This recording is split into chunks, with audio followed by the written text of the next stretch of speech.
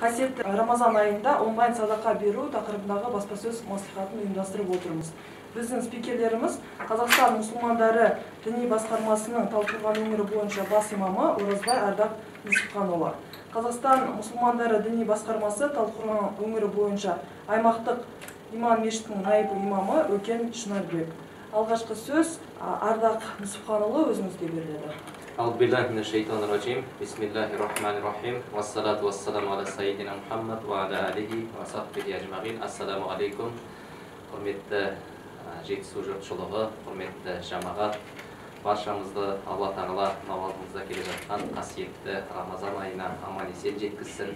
Және осы қасиетті ай сізбен біз үшін өте бір пайдалы болған, ұлы мүмкіндіктер болған ай болуды Алла нәсіп қылсын дейміз. Енді өкінішке орай деп айтамыз, құрметті ағайын, биылғы жылы біз Рамазан айын мынау мешіттерімізде көпшілік халықпен, жамағатпен бірге қарсы ала алмайтын болып отырмыз. Мынау Рамазан айы биылғы жылы Құдай нәсіп етсе, сәуір айының 24 күні басталады. Яғни 23 сәуір күні алғашқы тарауых намазы оқылады. Алайда тарауых намазы биылғы жылда елімізде болып жатқан мынау төтенше жағдайларға байланысты әркім өзінің отбасында, бала-шағасымен үйлерінде өтеуді біз ұсынамыз. Мамыр айының 24-інде Құдай нәсіп етсе, ораза ай мерекеміз болып өтетін болады Құдай қаласа. Енді жалпы Рамазан айының оразасы.